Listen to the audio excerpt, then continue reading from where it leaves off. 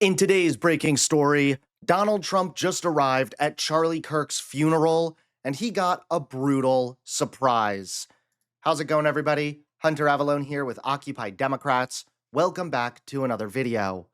Now, we've been covering this Charlie Kirk tragedy for quite some time, but still more and more people have things to say about Kirk. You give credit to Charlie Kirk for recognizing the problem.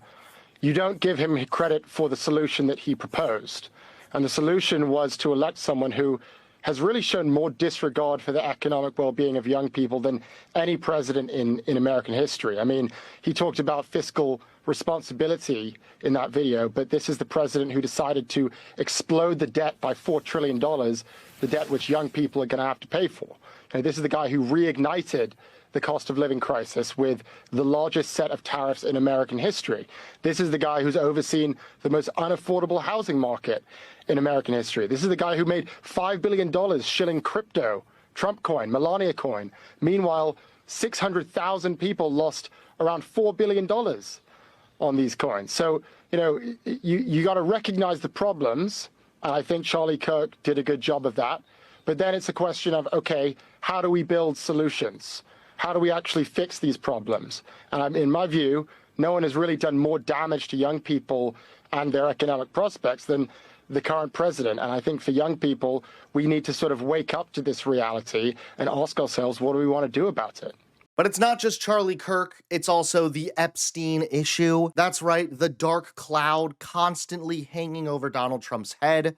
Yeah, it's not going away. I want to play for you in a moment Republican Congressman Thomas Massie, who has been leading the charge on the Republican side to push for more transparency and get the Department of Justice to demand for all documents to be released. That effort has still not come to fruition. We're still waiting for more documents from the Department of Justice. Take a listen to what Massie had to say. Yesterday, I told Kash Patel he has 20 names in his files that he hasn't released. It seems as though he didn't know he has those 20 names. Either that or he doesn't believe that the victims are credible. I believe that Trump is trying to protect rich and powerful people who are his friends, and that is why this material is not getting released. Now, the Hill is getting some documents from Epstein's estate from the Department of Justice. They're cooperating with the Treasury Department, but there are Republicans like Thomas Massie who will not rest until all documents related to the Epstein case have been released. John. It's pretty interesting to hear from Thomas Massie right there, pretty bluntly stating he thinks that the president is protecting his friends there. Andy Greer on Capitol Hill, great to have you this morning. Thank you. And now Trump just arrived at Charlie Kirk's funeral, where he got a brutal surprise.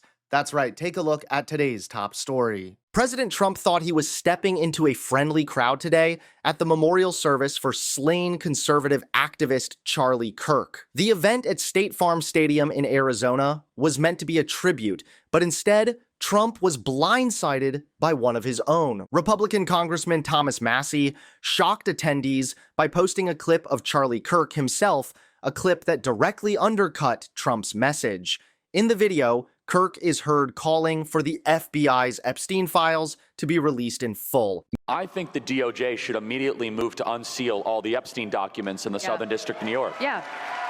Everything. Everything except child sexual assault material. I think every file should be released to the public the same way as the JFK files. Let the American people decide. Put them out there, because if there's nothing in there, then we can see there's nothing in there. Now, Massie doubled down online, writing simply, "Release all the Epstein files." He also pushed back on FBI Director Kash Patel's claim that the files couldn't legally be released, arguing that his own legislation would make it possible. That left Trump in an awkward position. For years, he has dismissed the Epstein files as a hoax. Yet here was Charlie Kirk, the very man Trump came to honor, demanding transparency on Epstein, echoing the very calls Trump has mocked. So instead of an uncontested celebration of Kirk's legacy, the memorial turned into a reminder that even within the Republican Party, cracks are showing. And Trump got a brutal surprise. The activist he was praising had staked out a position that makes Trump look like he's hiding something. The question now, will Trump keep dismissing Epstein as a hoax,